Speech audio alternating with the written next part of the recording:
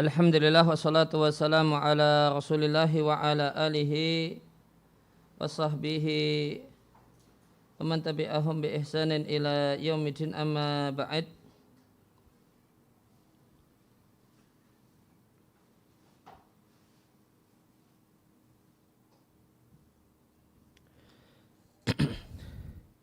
Kaum muslimin dan muslimat santri Ma'had Al-Ilmi rahimani wa rahimakumullah.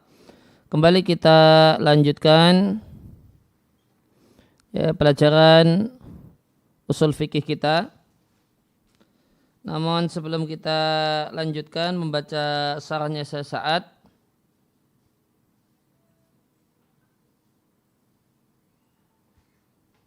ada faedah yang ingin saya bacakan dari sarahnya Syekh Sulaiman tentang mafhum mukhalafah.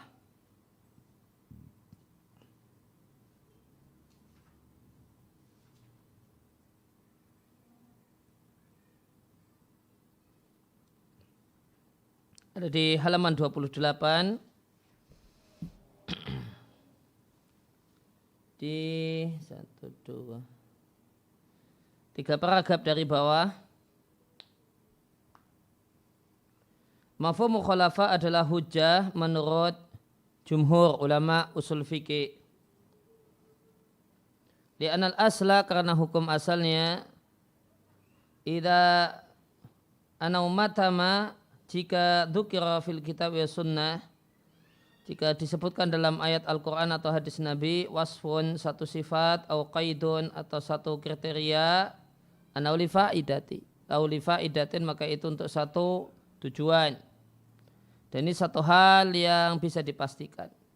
Tidak ada dalam Al-Quran dan hadis kata-kata yang tambahan yang tidak ada faedahnya. Fa mata madzukira, maka jika disebutkan satu kriteria atau satu syarat, maka itu untuk faedah. Sehingga konsekuensinya jika kriterianya tidak terpenuhi, syaratnya tidak terpenuhi, berarti maknanya berbeda. Itulah mafhum mukhalafah.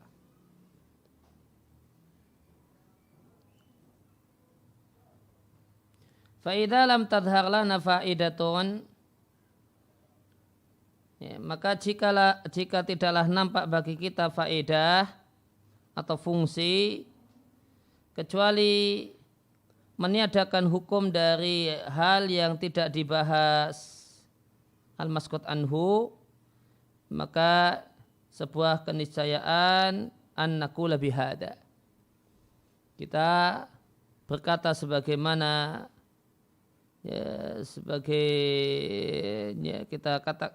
kita sebuah keniscayaan kita mengatakannya. Wa bihada, dengan hal ini kita bisa memahami bahasanya mafhum mukhalafah itu memiliki syarat. Syarat yang pertama, alla yadhara lil qaidi faidatun ukhra ghaira ghairu nafil hukmi. Tidaklah nampak bagi qaid, bagi keterangan tambahan yang ada, tidaklah nampak memiliki fungsi yang lain selain meniadakan hukum.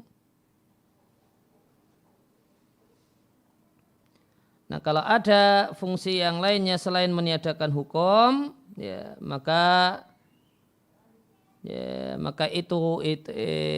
itulah makna dari keterangan tambahan tersebut. Contohnya, wa may yad'u ma'allahi ilahan akhar la burhana lahu bihi. Siapa yang berdoa di samping kepada Allah ilahan akhar, sesembahan yang lain, kemudian ada qaidnya, kemudian ada keterangan tambahannya, la burhana lahu bihi, dia tidak punya dalil dengannya. Maka di sini ada qaid, ada keterangan tambahan, la burhana lahu bihi. Dan keterangan tambahan di sini untuk faedah, menjelaskan betapa buruknya kemusyrikan dan untuk menunjukkan bahasanya semua kemusyrikan itu tidak memiliki dalil. Maka di situ tidak berlaku mafhum mukhalafah. Tidak kita katakan beribadah kepada selain Allah itu ada dua macam. Jika kita punya dalil, ini, kalau makhluk tersebut sekutunya Allah, maka boleh disembah. Kalau tidak punya dalil berarti tidak boleh disembah. Tidak boleh demikian. Ya, semua kemusyrikan itu tidak punya dalil.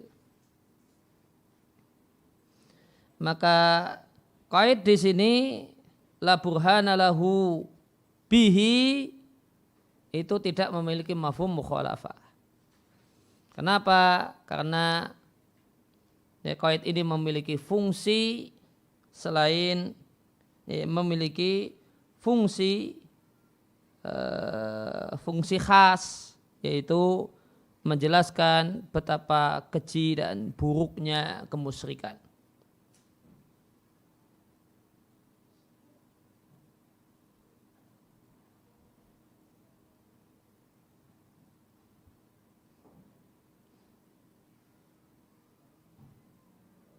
Nah, kemudian syarat yang kedua di halaman 29, kadzalika min syartil amal bimafhumil mukhalafah, dan demikian pula syarat beramal dengan mafhum mukhalafah adalah alla yakhujal qaidu makhujal ghalib. Ini keterangan tambahan tersebut tidaklah berfungsi untuk menjelaskan umumnya keadaan. Maka jika kait keterangan tambahan tersebut kharaja makhrajal ghalib, fungsinya untuk menjelaskan umumnya keadaan, maka tidak berlaku mafhum mukhalafah. Semisal firman Allah Ta'ala, wa raba'ibukum allati fi hujurikum min nisaikum allati dakhaltum bihinna, dan anak-anak tiri kalian yang ada dalam asuhan kalian dari istri yang telah kalian setubui. Ya, maka di sini haramnya anak tiri diberi kait, yaitu dalam asuhan kalian. Hal hada mafhum mukhalafah. Apakah kata-kata dalam asuhan itu memiliki mafhum mukhalafah? Kalau punya berarti seorang laki-laki boleh menikahi anak tirinya yang tidak berada dalam asuhannya. Karena ketika nikah dengan si janda, itu sudah gede, ya, bahkan sudah keluarga. Kalau kemudian dia cerai dengan suaminya, ya,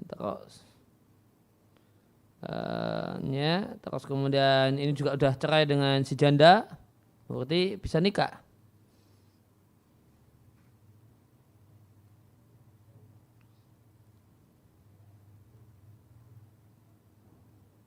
Yakni masalah misalnya ada seorang perempuan kanat ma'arajulin, ya, dulu dia istri seorang laki-laki, kemudian anjaba minha bintan, melahirkan anak perempuan, kemudian dicerai oleh suaminya, kemudian suami itu yang membawa si suami, itu yang membawa anak perempuan, kemudian ada lelaki yang kedua nikah dengan perempuan yang sudah dicerai ini. Walam yurabi hadal binta. Sehingga karena anak perempuan itu dibawa sama bapaknya, sehingga lelaki yang kedua ini tidak mengasuh si anak perempuan. Artinya anak perempuan tersebut lam ta'ish, tidak hidup dalam asuhannya. Kemudian si ibu, yaitu si janda ini meninggal dunia. Apakah boleh bagi suami lelaki yang kedua untuk menikahi anak perempuan istrinya ini? Maka jamaahir ulama mengatakan qaidnya di sini atau mafhum mukhalafah di sini tidak berlaku.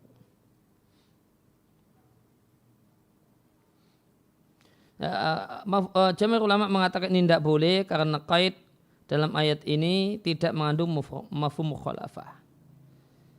Kenapa demikian? Qalu, mereka beralasan li'annahu kharaja makhrajal ghalib, karena itu hanya menceritakan umumnya.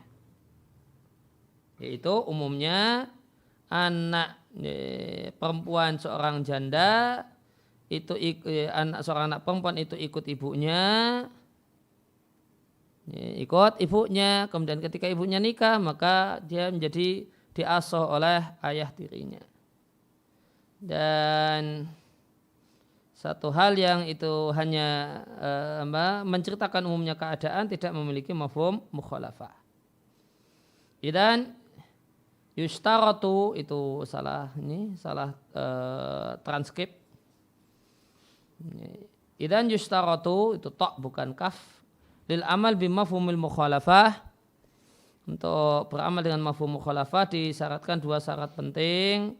Yang pertama, tidaklah nampak fungsi dari keterangan tambahan selain untuk menunjukkan tidak adanya hukum seandainya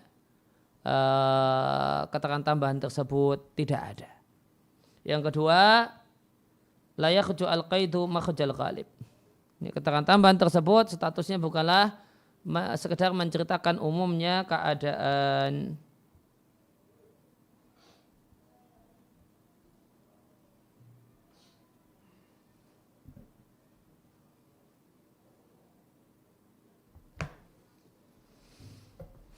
Ya, kita kembali ke Risalah Latifah.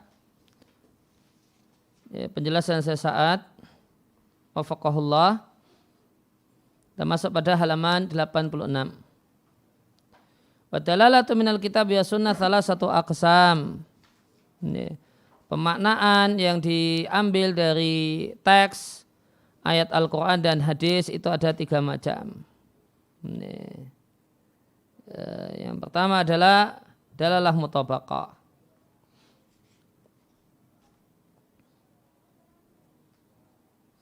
Idza tabaqna al-lafdha ala jami'il ma'na.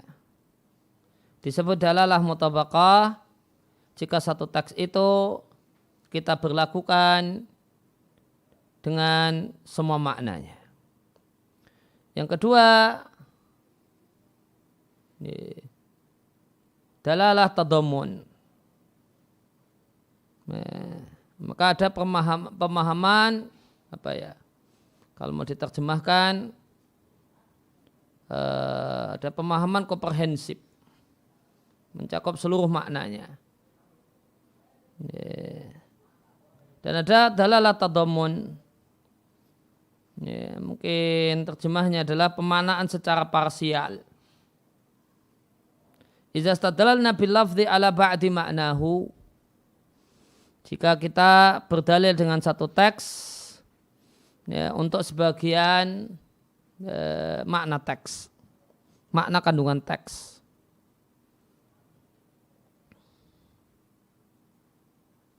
Kemudian yang ketiga, dalalah iltizam. Pemaknaan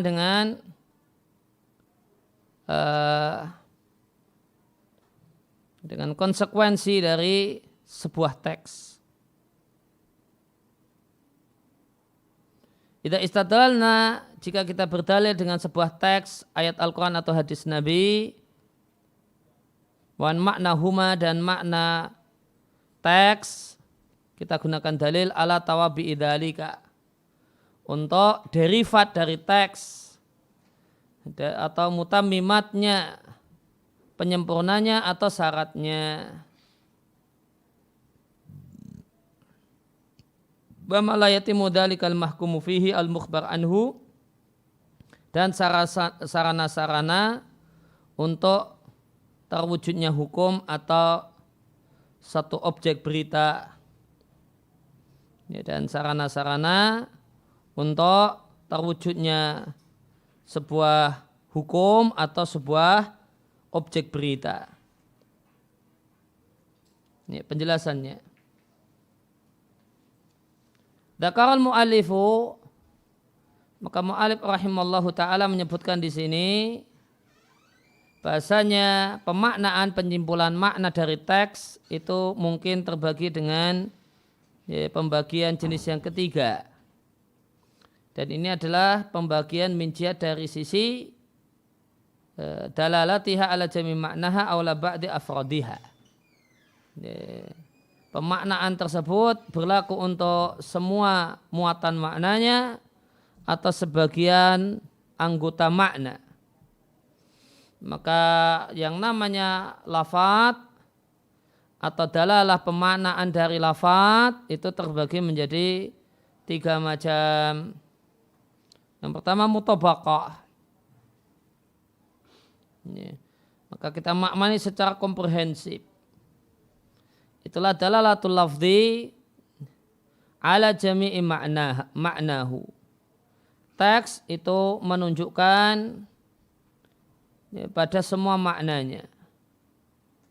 Di antara contohnya seandainya Anda mengatakan Allah menciptakan matahari.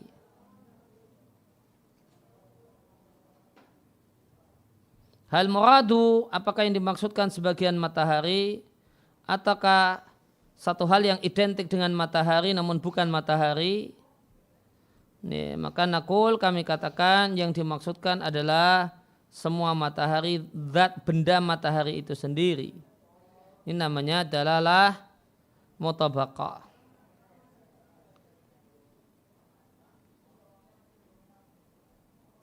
Kemudian maka misalnya kita katakan rumah,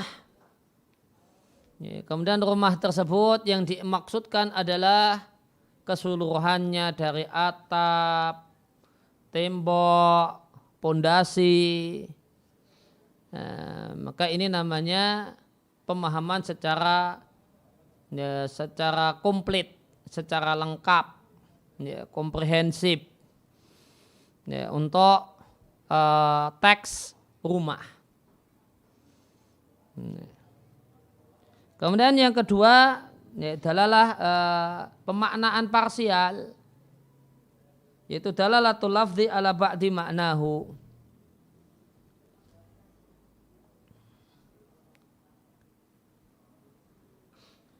Pemaknaan satu teks untuk sebagian maknanya saja.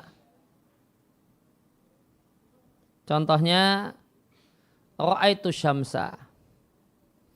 Aku melihat matahari. Maka yang dimaksudkan adalah innaka ra'aita juz'aha. Engkau melihat sebagian matahari saja, tidak melihat semuanya. Ini pemaknaan secara parsial.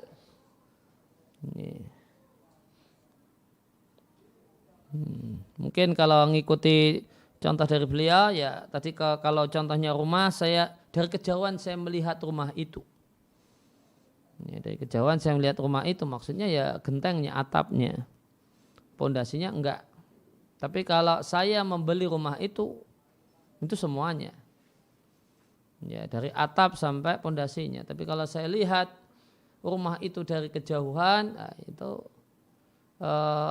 atapnya.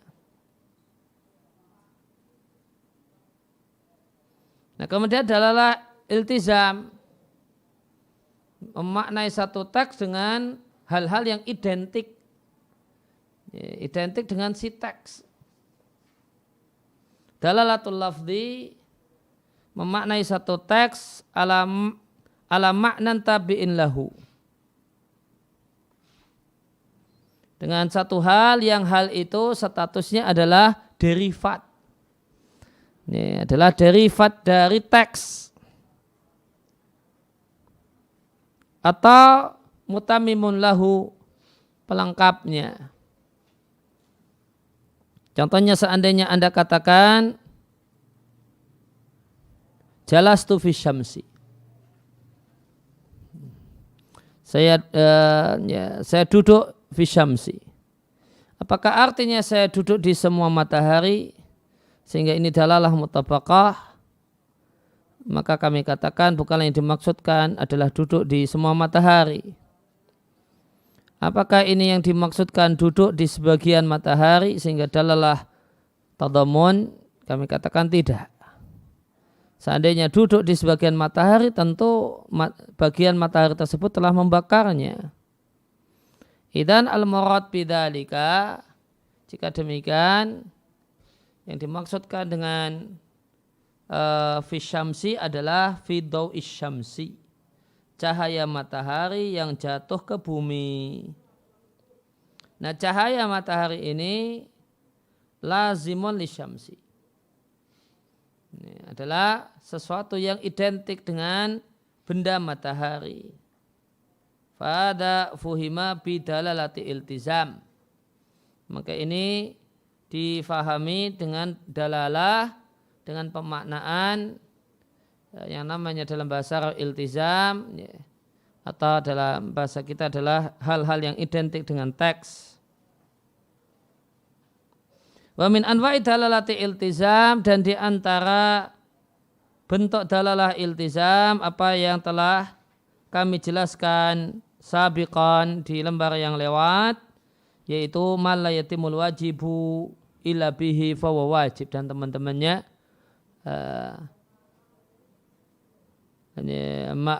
ma la yatimul masnunu illa bihi fa masnun, dan seterusnya.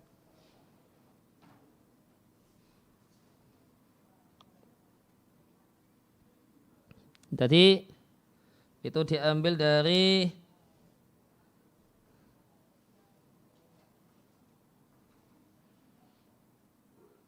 di matan disampaikan wa ma la yatimu dzalikal mahkumu fihi illa bihi.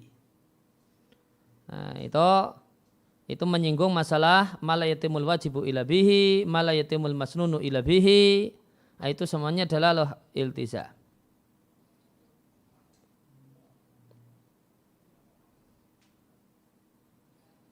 Ya. Contoh adalah iltizam di kosakata yang tadi saya contohkan, rumah. Misalnya ada dua orang ngobrol, ya, melihat satu rumah, si A bilang, rumah itu bagus sekali. Nah, kemudian si B merespon dengan, arsiteknya hebat. Nah, maka si B itu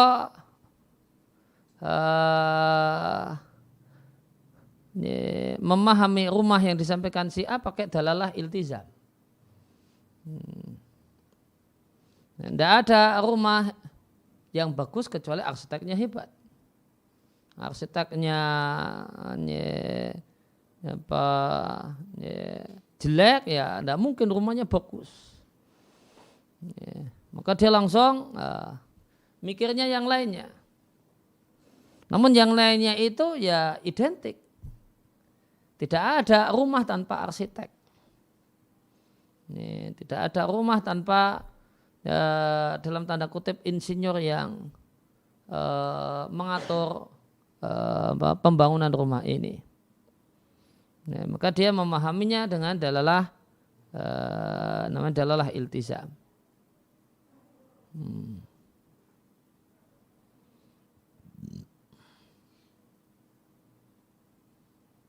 Maka sehingga dari dalal iltizam tadi menghasilkan diantaranya kaidah tadi ma la yatimul wajib bihi. Sehingga ketika ayatnya mengatakan bayarlah zakat, maka kita tangkap, berarti kita harus keliling untuk mendistribusikan zakat. Sebuah keniscayaan bagi kita untuk keliling distribusi zakat. Karena pembayaran zakat tidak bisa dilakukan kecuali dengan kegiatan distribusi keliling. Ini dalalahnya dalalah iltizam. Atau kemudian mutamimat. Mutamimat itu aktivitas pelengkap setelah selesai beramal.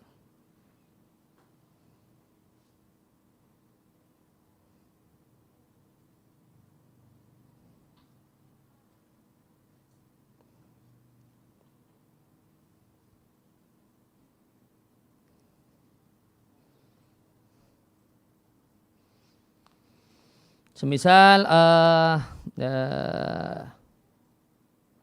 pulang dari sholat Jumat di masjid, pulang dari sholat jamaah di masjid.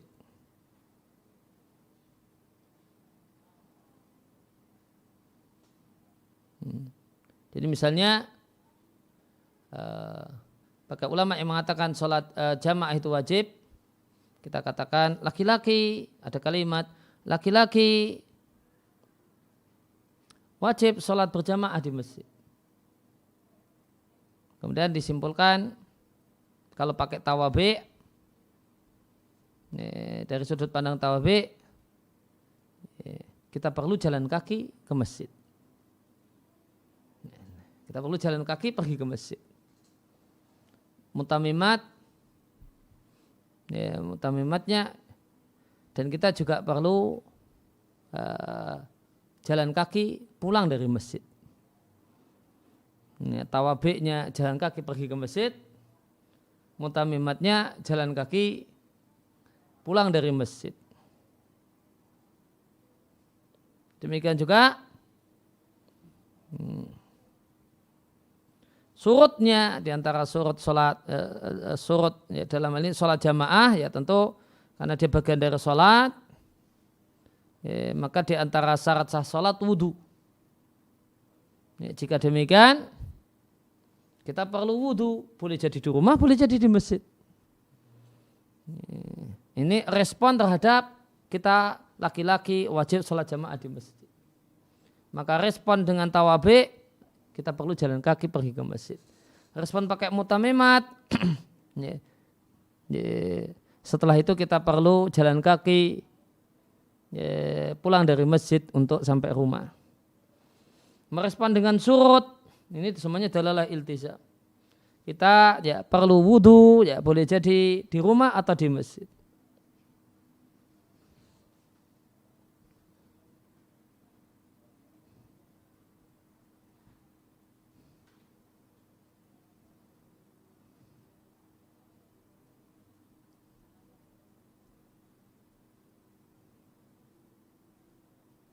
Ya, kemudian tadi ada malayatimul mahkum ila bihi, kemudian ada malayatimul mukhbar anhu ila bihi. Maka di antara dalalah iltizam adalah malayatimul mukhbar anhu ila bihi. Contohnya tadi, contoh arsitek tadi. Si A mengatakan, mengkabarkan rumah. Rumah itu indah sekali. Si B kemudian merespon dengan, oh, arsiteknya hebat. Maka B merespon dengan malayatimul mukhbar anhu ila bihi. Objek berita rumah indah itu tidak mungkin ada tanpa arsitek.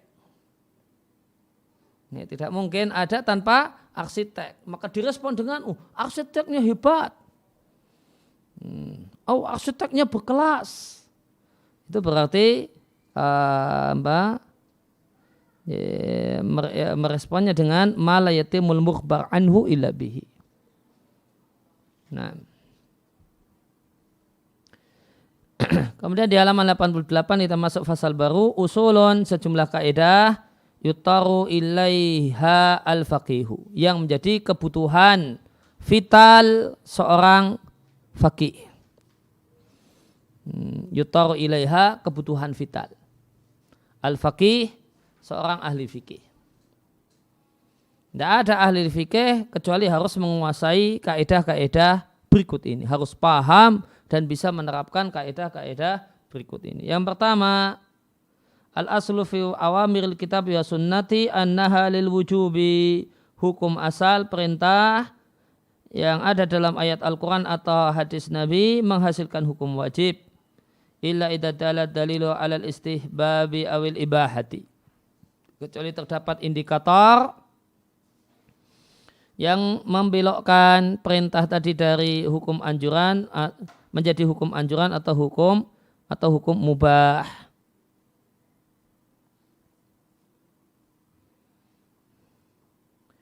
Dzakara al-mu'allifu fi hadzal fasli adadan minal qawaidil usuliyati. Di fasal ini penulis menyebutkan sejumlah kaidah ilmu usul fikih. Yang pertama, namun sebelumnya di samping ada kaidah usul fikih, ada kaidah fikih. Ini. Ada kaidah usul fikih dan ada kaidah fikih. Sebagian orang tidak mampu membedakannya, padahal ini dua hal yang berbeda. Di antara pembeda pokok ini adalah kaidah ini diterapkan pada apa. Kalau kaidah tersebut diterapkan kepada nas, teks ayat Al-Quran dan hadis Nabi, itu kaidah usul fikih. Tapi jika kaidah tersebut diterapkan pada af'alul mukallafin, perbuatan mukallaf, ya, maka itu berarti kaidah fikih.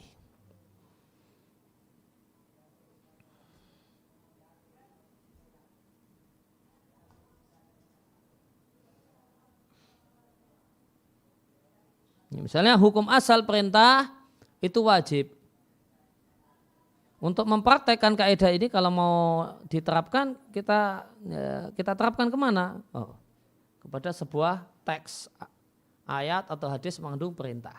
Nah, ini berarti kaidah usuliyah.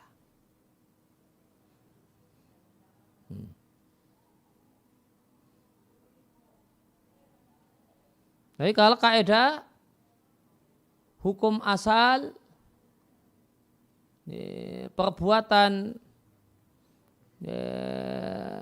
hukum asal fil adah, perbuatan non ibadah, non ritual ibadah, hukum asalnya mubah.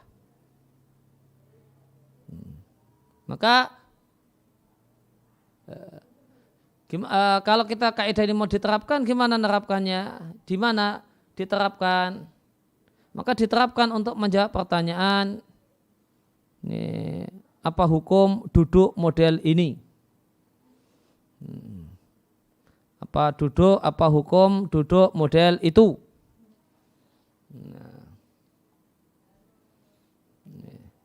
Maka kita katakan hukum asalnya mubah.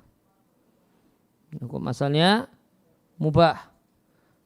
Apa hukum asal duduk bersila? Apa hukum duduk bersila? Maka dikatakan hukum bersila itu perbuatan non ritual ibadah, hukum asalnya boleh. Maka diterapkan pada perbuatan hamba, maka berarti dia kaidah fiqhiyah. Nah, al-qaidatul ula, kaidah yang pertama, perintah Al-Quran dan hadis menghasilkan hukum wajib. Yang dimaksud dengan wujub at-tahattum, sebuah keniscayaan, al-luzumu harus, wa ta'thimu tariki, dan berdosa orang yang meninggalkannya. Dan yang dimaksud dengan awamir adalah tolabul fi'li, tuntutan untuk berbuat, dan tuntutan untuk berbuat itu bil qauli, dengan menggunakan kata-kata ala jihatil isti'la'i, dalam bentuk memposisikan diri lebih tinggi. Di antara contohnya firman Allah Jalla wa Ala, ya ayyuhan nasu ubudu rabbakum. Sekalian manusia sembahlah Rabb kalian. Dan firman Allah Ta'ala, ya ayyuhalladzina amanu taqullaha, orang-orang yang beriman bertakwalah kalian pada Allah. Fahada amrun, maka ini perintah. Walil amri, dan perintah itu memiliki siaron, redaksi khusus, tadulu alaihi, yang menunjukkan makna perintah, binafsiha, dengan semata-mata redaksi tersebut. Di antaranya adalah kata kerja mengikuti wazan uf'ul, yaitu maksudnya adalah fi'il amr, aqimis salata, tegakkanlah salat. Yang kedua, fi'il mudhari' didahului dengan lam, lam amr, semisal wal yatawafu bil baitil atiq, hendaknya mereka tawaf mengelilingi Ka'bah. Yang ketiga, isim fi'il amr, contohnya walillahi 'alan nasi, jadi kewajiban manusia, hijjul baiti, berhaji ke Ka'bah. Yang keempat, qad yakunul amru, bisa jadi amar itu bisiratil amri asarihi, dengan kata-kata amara yang tegas. Innallaha ya'muru bil adl, Allah memerintahkan untuk berbuat adil. Mayoritas para ulama mengatakan perintah menghasilkan hukum wajib dengan sendirinya. Maka jika terdapat amar, terdapat perintah, fal aslu ayakuna dzalikal amru, maka hukum asal perintah tersebut lil wujubi, menghasilkan hukum wajib. Kecuali jika diiringi dengan indikator, dan di antara indikatornya adalah tarkun Nabi SAW imtithala dzalik. Nabi tidak melaksanakan hal itu. Tarkun Nabi SAW imtithala dzalikal amri. Nabi tidak melaksanakan perintah tersebut. Maka ini menunjukkan bahasanya perintahnya tidak wajib. Contohnya ada perintah Allah Ta'ala, carilah saksi ketika kalian mau jual beli. Maka hukum asal kalimat asyhidu, maka pada asalnya kata-kata asyhidu itu fi'lu amrin, fi'il amr. Dan hukum asal untuk perintah antakuna lil wujubi, menghasilkan hukum wajib.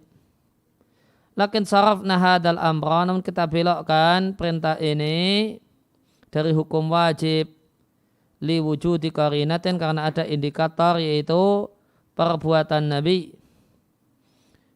Id inan Nabi, karena Nabi SAW ternyata menjual barang atau membeli barang walam yushid, dan Nabi tidak mencari saksi.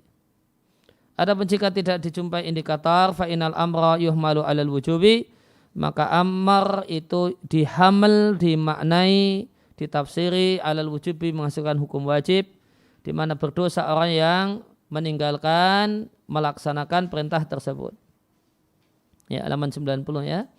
Mad dalilu, apa dalil bahasanya perintah menghasilkan hukum wajib?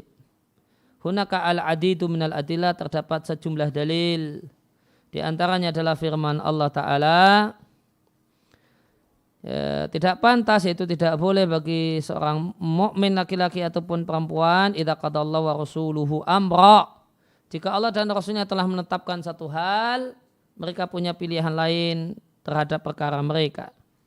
Demikian juga firman Allah Ta'ala, hendaklah merasa takut orang-orang yang menyelisih an amrihi, menyelisihi perintah Nabi, takut tertimpa fitnah, yaitu kesesatan, atau tertimpa siksaan hukuman yang pedih. Wa mimma yadulu, dan di antara dalil yang menunjukkan bahasanya amar, perintah itu menghasilkan hukum wajib adalah sabda Nabi. Nabi mengatakan bahasanya amar beliau itu akan membuahkan masyaqqah. Amar beliau, perintah Nabi itu akan menghasilkan masyaqqah bagi umat. Nah, tidak ada masyaqqah kecuali kalau hukumnya wajib. Kalau hukumnya sunnah, ya tidak jadi masyaqqah. Karena ya kalau dikerjakan tidak apa-apa, itu kan sunnah. Ya, padahal Nabi katakan amar beliau itu menghasilkan masyaqqah. Dan masyaqqah, ya, terwujud masyaqqah jika tidak dilaksanakan berdosa. Nah, itu masyaqqah. Sehingga berarti amar Nabi itu menghasilkan hukum wajib, yaitu tentang masalah bersiwak. Seandainya bukan karena memberatkan umatku atau memberatkan manusia, niscaya kuperintahkan mereka untuk bersiwak setiap kali hendak salat. Maka di sini menunjukkan bahasanya perintah Nabi itu membuahkan masyaqqah bagi umatnya. Dan tidak ada masyaqqah kecuali ada dosa jika ditinggalkan. Dan itu artinya perintah Nabi itu wajib. Fadallah hadza, maka di sini dalil yang menunjukkan bahasanya bersiwak itu tidak diperintahkan. Padahal sudah ada realita kalau di hadis yang lainnya yang menunjukkan kalau itu anjuran. Fadallah hadza. Jadi di satu sisi ada dalil yang lain yang menunjukkan bahasanya bersiwak itu dianjurkan. Di sisi yang lain kita jumpai hadis ini yang mengatakan bahasanya Nabi tidak memerintahkannya, tidak memerintahkan bersiwak. Karena jika Nabi perintahkan bersiwak itu akan memberatkan umat. Fadallaha, maka jika dua premi ini digabungkan, Nabi menganjurkan bersiwak. Kemudian hadis yang kita baca menunjukkan kalau Nabi tidak memerintahkannya. Karena jika Nabi memerintahkannya akan menyulitkan umat. Konklusinya, fadallah hada, konklusinya adalah sebagai berikut. Fadallah hada, maka ini menunjukkan bahasanya perintah tidaklah dihamal, tidaklah dimaknai dengan anjuran ibtidaan pada awalnya. Namun pada awalnya yuhmal dihamal alal wujubi, menghasilkan hukum wajib. Dalil yang lainnya, dalil hadis yang kedua, terdapat dalam hadis Barirah radhiallahu anha, halaman 91, fa'innal barirata, maka budak perempuan bernama Barirah lama u'tiqat, tatkala dimerdekakan, khuyirat, diberi hak pilih fi zaujiha, tentang suaminya. Apakah Barirah itu ingin bertahan bersama suaminya, aula atau lepas dari suaminya.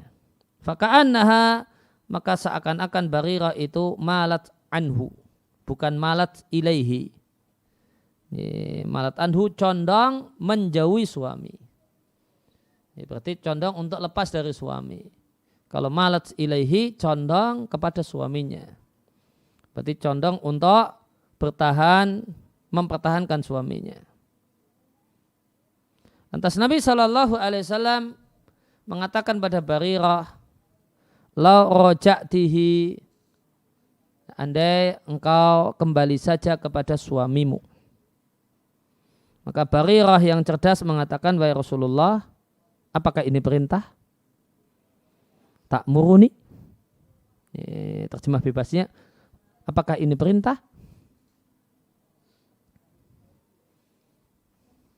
Kemudian Nabi mengatakan, inama ana ashfa'u.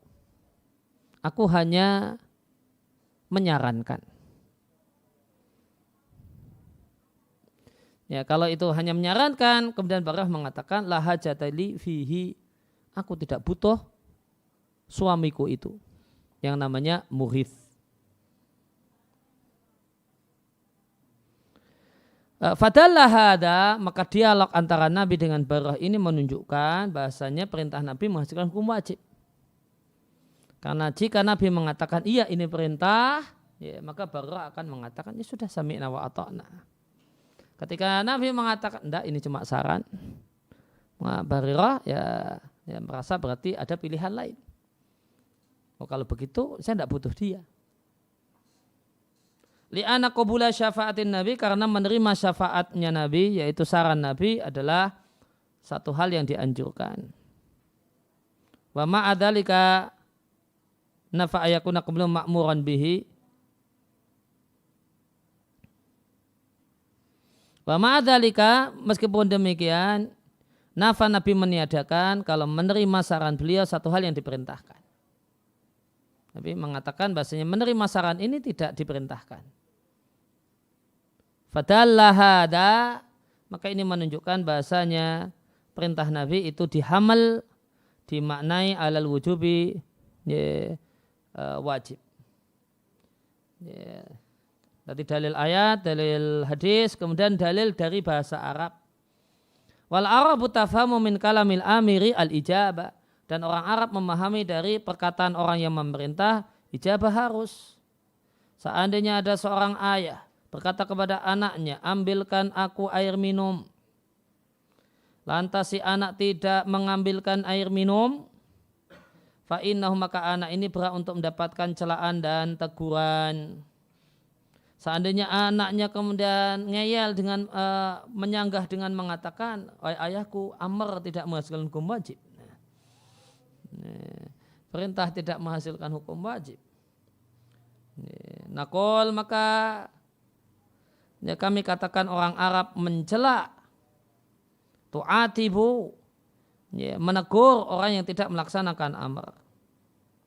Dan orang Arab menamai orang yang tidak melaksanakan amr, tidak melaksanakan perintah, semacam anak yang tidak melaksanakan perintah, disebut melakukan tindakan durhaka. Fadallaha ada, maka hal ini yaitu bahasa Arab ini menunjukkan bahasanya hukum asal perintah antakuna dalatan dalam bahasa Arab menunjukkan dan menghasilkan hukum wajib dengan sendirinya. Tidak perlu indikator. Ila idza wujida dalilun, kecuali jika jumpai dalil bahasanya perintah tersebut tidaklah diinginkan dengannya hukum wajib. Maka nanti mengikuti indikator yang ada, halaman 92. Sehingga ketika ada indikator boleh jadi perintah itu alal ibahati menghasilkan hukum mubah. Jika dijumpai indikator. Ya, misalu dzalika contohnya firman Allah Ta'ala, jika kalian telah tahalul ya, dari umrah atau ke haji silahkan berburu. Istadu itu fi'il amar, dibelokkan dari hukum wajib menjadi mubah. Kenapa? Likaunihi amron waroda ba'dan nahyin. Karena dia adalah amar atau perintah yang terletak setelah nahyin, larangan. Masbukin bi ibahatin. Yang perkara tersebut masbukin sebelum dilarang bi ibahatin hukumnya mubah.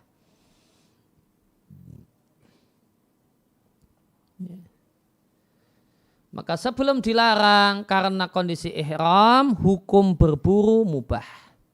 Karena ihram haji atau umrah, berburu meskipun itu di tanah halal, hukumnya haram. Setelah selesai ihram dari umrah atau haji, disuruh berburu. Maka suruhan atau perintah untuk berburu itu menghasilkan hukum mubah. Fayakunu dalan alal ibahati, maka ini menunjukkan hukum mubah. Ya, perintah yang terdapat setelah larangan dan hal yang dilarang tersebut masbukin sebelum dilarang bi ibahatin hukumnya mubah. Maka ketika diperintahkan hukumnya kembali mubah, kembali ke keadaan sebelum dilarang yaitu mubah. Contoh yang lainnya, jika sholat Jumat telah selesai dikerjakan, fantashiru fil ardi, silakan bertebaran di muka bumi untuk bekerja. Maka perintah untuk bekerja, intisar, bertebaran di muka bumi, pergi dan datang, hukumnya mubah. Pada awalnya hukum mubah. Famuni'a, lantas dilarang melakukan hal tersebut ketika sholat Jumat. Falamma qala ba'dal hadri, maka tatkala Allah berfirman setelah melarang jual beli saat ibadah Jumat, setelah selesai ibadah Jumat kemudian Allah katakan bertebaranlah kalian cari rezeki Allah. Maka ini perintah setelah larangan, sehingga perkaranya atau hukumnya kembali kepada hukum sebelum dilarang. Dan sebelum dilarang bertebaran di muka bumi untuk jual beli dan yang lainnya hukumnya mubah.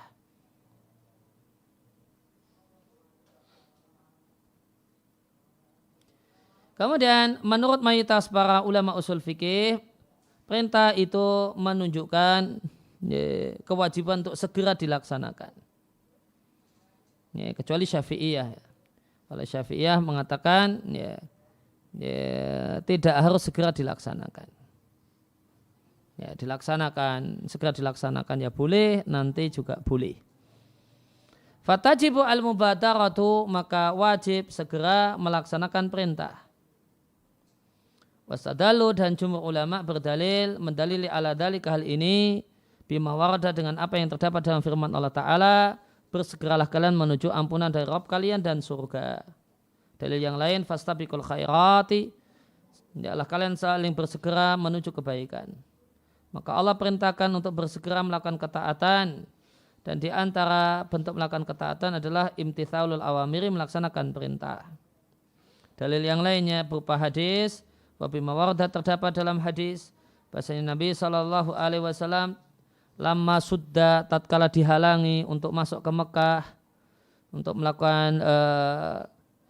melaksanakan umrah sehingga tertahan di Hudaybiyah, Nabi perintahkan para sahabatnya bil ihlal untuk tahallul. Fatawaqafu, halaman 93, maka mereka tawakuf tidak segera anil ihlali untuk tahallul dalam bentuk menggundul rambut kepala dan menyembelih hewan yang disebut dengan sebutan damul ihsar, hewan yang disembelih dikarenakan tertahan tidak bisa menyelesaikan ihram. Fadakhala an-Nabi sallallahu alaihi wasallam, maka Nabi memasuki tendanya, tepatnya tenda ala Ummi Salamah, tendanya Ummi Salamah, mahmuman dalam keadaan galau. Nah, para sahabat disuruh tidak segera berangkat. Kenapa? Karena sahabat masih berharap kalau Nabi meralat perkataannya dan mengatakan ayo kita nekat berangkat ke Mekah. Nah, itu yang menyebabkan sahabat tawaqafu, tidak kunjung melaksanakan perintah Nabi. Kemudian Ummu Salamah mengasih saran, wahai Nabi, supaya mereka segera melaksanakan perintahmu, kasih contoh. Dalam kau menyembelih haji, kemudian menggundul rambut kepalamu. Dan betul setelah dilaksanakan, para sahabat pun kemudian melaksanakan apa yang Nabi perintahkan dan mencontoh Nabi. Falau kana al-amru, maka seandainya perintah tidak menghasilkan kewajiban untuk segera, la amkanahu, memungkinkan bagi para sahabat untuk mengatakan boleh bagi kami untuk menunda melaksanakan hal yang diperintahkan. Kemudian wastadalu, mereka jumhur ulama usul fikih juga berdalil ala dalika untuk kaidah ini, kaidah yaitu perintah harus segera dilaksanakan. Berdalil dengan bi anal qaula, pendapat mengatakan bi adam iqtida'il amri lil fauri, bahasanya perintah tidak mengharuskan segera dilaksanakan, itu yu'addi ila, menyebabkan tidak dilaksanakannya perintah. Fa'innahu law jaza lil insan, karena seandainya boleh bagi seorang untuk menunda pelaksanaan perintah, maka ada dua kemungkinan tentang bolehnya. Yang pertama, la jaza, tentu boleh, imma ila ghayatin. Ini boleh tidak dilaksanakan sampai batas waktu tertentu. Dan ternyata dari Syafi'iyah misalnya, wal ghayatu ghairu muhaddatin, tidak memberikan batas waktunya kapan. Kapan boleh ditunda dan masih boleh ditunda. Ternyata batas waktunya tidak ditentukan. Yang kedua, kemungkinan yang kedua, wa imala ila ghayatin, boleh jadi boleh ditunda tanpa ada batas akhir. Nah, kalau opsinya opsi yang kedua, boleh ditunda tanpa batas akhir, maka tindakan menunda ini menyebabkan terlantarnya perintah dan tidak dilaksanakannya perintah. Sehingga pendapat ini, pendapat jumhur ulama yang mengatakan perintah itu menghasilkan kewajiban untuk segera dilaksanakan, itulah waswabu, itulah pendapat yang benar. Fal amru, maka perintah yaqtadi, mengharuskan al-fawra, segera dilaksanakan. Wa ala dzalika, berdasarkan hal ini, wajib 'alan nasi, maka wajib menjadi kewajiban manusia, yaitu kewajiban kaum muslimin, melaksanakan perintah segera. Apa yang dimaksud dengan segera? Nah, definisi segera itu apa? Segera itu adalah halat tamakkuni min imtitsaliha, kondisi memiliki kemampuan untuk melaksanakannya. Maka wajib segera melaksanakan bimujawarati wurudiha, dengan semata-mata wurudiha, adanya perintah.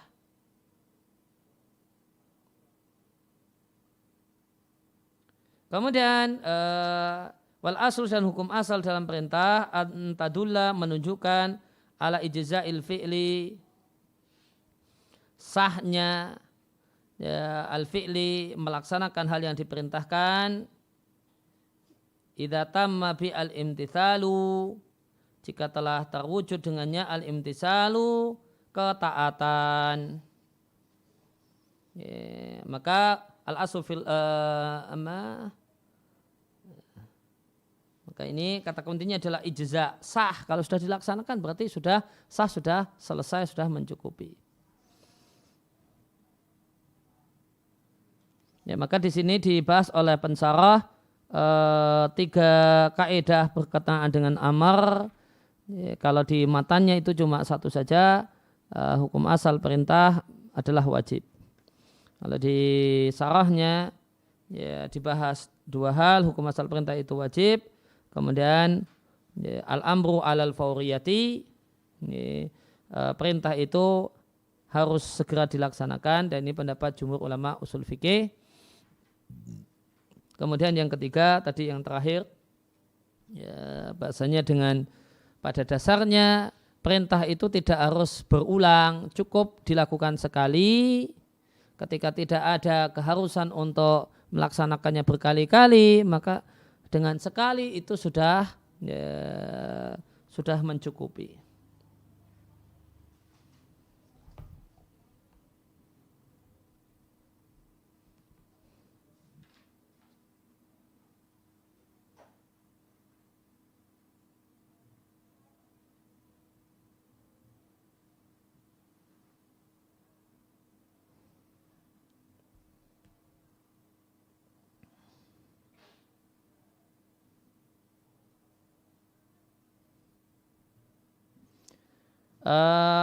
Faedah tambahannya bisa kita lihat di halaman 33 dari sarahnya Syekh Sulaiman tentang idza dalla dalilu alal istibab illa idza dalla dalilun ala istibabi, kecuali jika tidak terdapat dalil yang menunjukkan kalau itu dianjurkan. Dia contohkan faida wujidat qarinatun, jika dijumpai indikator yang menunjukkan kalau perintah itu istihbab, menunjukkan anjuran, maka amar itu dihamal, dimaknai anjuran. Contohnya sabda Nabi, salatlah sebelum maghrib, salatlah sebelum maghrib, yaitu setelah adzan dan sebelum salat maghrib. Maka ini amr, hukum asal perintah adalah wajib. Akan tapi kita jumpai Nabi mengatakan di lanjutannya hadis, liman sya'a, bagi siapa yang menghendakinya. Maka jika perintah itu dikaitkan dengan kehendak si mukallaf, ya, berarti tidak wajib. Berarti itu anjuran. Fahada, kata-kata liman sya'a adalah indikator yang membelokkan amar dari wajib pada anjuran. Demikian juga sabda Nabi kepada Umar bin Abi Salamah, ya ghulamuna samillaha wa kul mimma yalik. Sebulan nama Allah dan makanlah makanan yang ada di dekatmu. Samilaha di sini amar, dan hukum asal amar adalah wajib. Kul mimma yalik, makanlah makanan di dekatmu, ini juga amar, hukum asal amar adalah wajib. Lakin binisbah li tasmiyati, akan tapi berkenaan dengan bismillah sebelum makan, qala jumhur, mayoritas para ulama fikih mengatakan bahasanya bismillah huna sebelum makan, bismillah di sini yaitu sebelum makan, itu anjuran dan bukan wajib. Maka sehingga kesimpulannya menurut jumhur ulama fikih, bismillah sebelum makan itu sunnatun mustahabatun, dianjurkan. Mayal qarina, apa indikator yang dipakai oleh jumhur? Al qarinatu anal mukhatabah biha la yajibu alaihi syai'un. Nah, ini indikatornya. Jadi indikatornya adalah al-mukhatabu biha, yang Nabi perintahkan dengan kalimat samillaha itu anak kecil yang belum balik. Sedangkan anak kecil yang belum balik itu la yajibu alaihi syai'un, tidak ada satupun yang wajib untuknya. Ini indikator yang diambil oleh mayoritas para ulama fikih. Jadi indikator itu tidak harus teks. Indikator itu tidak harus teks. Tadi ada indikator teks, contohnya solu qabla maghrib, kemudian liman sya'a. Nah, indikator yang membelokkannya berupa teks. Kalau ini indikatornya berupa mungkin bisa kita katakan telaah mendalam terhadap teks. Teks ini ditelaah. Teks ini ditujukan kepada siapa? Kepada ghulam, anak kecil yang belum balik. Gimana kaidah untuk anak kecil belum balik? Tidak ada apapun yang wajib untuk dia. Sholat saja tidak wajib. Ya, sholat aja belum wajib, masa bismillah jadi wajib? Ma huwa al-mukhatabu huna, siapa yang diajak bicara dalam kalimat samilaha? Jawabannya gulamu. Wal gulam huwa mangkana dunal bulughi. Definisi gulam adalah anak sebelum balik. Wa mangkana dunal bulughi, dan anak yang belum balik, la yajibu alaihi syai', tidak ada apapun yang wajib atasnya. Fa idza kana al-ma'muru as-salatan la tajibu alaihi fa min babil aula ghairuhu. Ini kata beliau.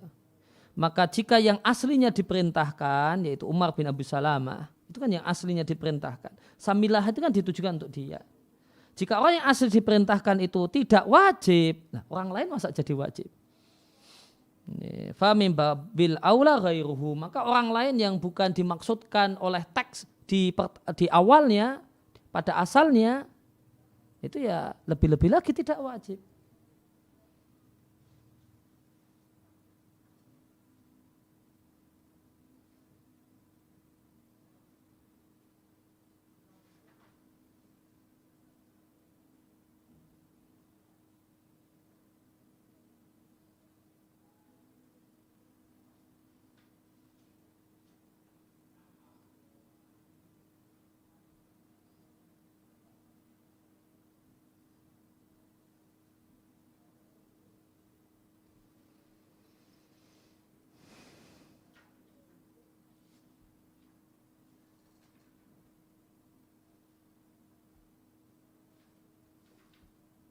Itu ya, demikian yang kita baca, kita telaah ya, dalam kesempatan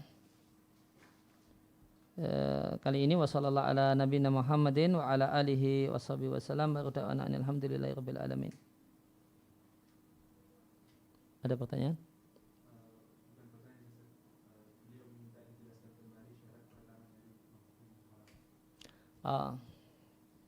Tadi disampaikan oleh Syekh Sulaiman bahasanya syarat untuk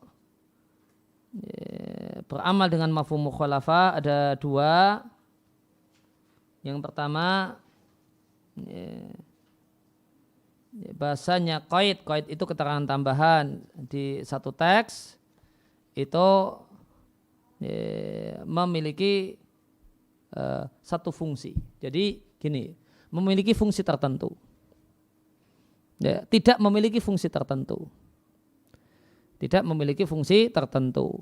Nah, ketika dia tidak memiliki fungsi tertentu, qaid tersebut tidak memiliki fungsi tertentu, baru di situ menjadi mafhum mukhalafah. Kalau ada fungsi tertentu, maka yang menang fungsi tertentu tersebut. Kemudian mafhum mukhalafahnya jadi hilang. Jadi mafhum mukhalafahnya jadi hilang. Jadi kalau bisa ditangkap, bahasanya mafhum mukhalafah itu opsi terakhir. Setelah qaid ini tidak memiliki fungsi yang lain. Setelah qaid ini tidak memiliki fungsi yang lain. Jadi ketika kita menemukan qaid, dicari dulu. Adakah dia punya fungsi yang lain, fungsi khusus qaid tersebut? Setelah dicek tidak ada fungsi tertentunya, ya sudah, berarti mafhum mukhalafah. Ya, berarti mafhum mukhalafah. Namun kalau masih ada fungsi yang lainnya, fungsi yang lain yang itu yang menang, mafhum mukhalafahnya mundur. Ya, kamu nyingkir dulu. Ya, di kalimat ini kamu tidak kepakai wahai mafhum mukhalafah. Ya, ini fungsi yang lainnya yang maju terlebih dahulu. Contohnya tadi ayat misalnya ayat tentang apa tadi, tentang masalah syirik. Ya. Ya, wa may yad'u ma'allahi ilahan akhar la burhana lahu bihi. Siapa yang berdoa atau beribadah kepada makhluk, ya, kepada selain Allah, ya, yang dia tidak memiliki dalil kalau makhluk tersebut adalah tandingan bagi Allah, ya, maka dilihat dulu fungsinya. Apakah ini punya fungsi? Ya, Kalau dia punya fungsi tertentu, itu yang dimenangkan. Mafhum mukhalafah mundur. Maka ini ada fungsinya. Ya, fungsinya adalah untuk menunjukkan jeleknya kemusyrikan karena semua kemusyrikan itu tidak berdalil. Ya sudah, maka mafhum mukhalafah mundur. Bukanlah maksud ayat syirik itu boleh kalau memang kita punya dalil bahasanya makhluk ini adalah tandingan untuk Allah.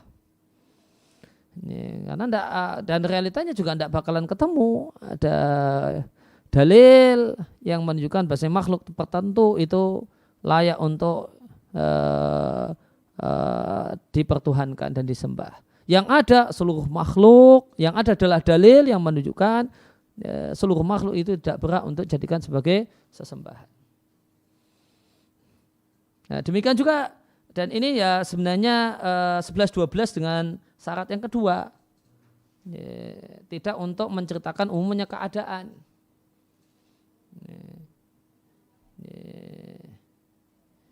Karena ini ada ada kait, ada keterangan tambahan untuk satu teks, satu lafadz. Ternyata telaah menunjukkan kalau itu ya untuk menceritakan umumnya keadaan. Itu fungsinya punya fungsi menceritakan umumnya keadaan. Nah, karena dia punya fungsi khas di kalimat ini untuk menceritakan umumnya keadaan, ya, maka mafhum mukhalafah nyingkir dulu. Ya, nyingkir dulu, kamu tidak berlaku. Nah, ini sebenarnya ya syarat yang kedua itu ya diantara contoh praktek syarat yang pertama. Ya, hakikatnya adalah contoh praktek syarat pertama, namun dikhususkan karena tergolong banyak. Ya, tergolong itu cukup banyak. Kharajah makhrajal ghalib. Jadi dari dua syarat ini ya kesimpulannya ketika ada qaid itu dicarikan dulu fungsi spesifik, fungsi khas dari qaid ini. Ketika tidak ada, nah baru berarti ya, supaya dia punya makna, ya, maknanya adalah adanya mafhum mukhalafah. Karena kaidahnya ya, tidak ada di ayat Al-Quran dan hadis Nabi ya, keterangan lafadz tambahan yang tidak punya fungsi. Ya, tadi kita baca di sarahnya demikian. Ya, di sarahnya sesaat tadi disampaikan demikian. Tidak ada atau tadi di sarahnya Sulaiman kita baca tadi demikian. Ya, kenapa mafhum mukhalafah itu hujah kata jumhur ulama kecuali mazhab Hanafi? Ya, karena semua tambahan redaksi di ayat Al-Quran dan hadis Nabi harus punya fungsi. Tidak boleh tidak punya fungsi. Nah, ketika tidak ada fungsi-fungsi A, B, C, semuanya tidak ada, ya sudah, fungsinya adalah mafhum mukhalafah. Gitu.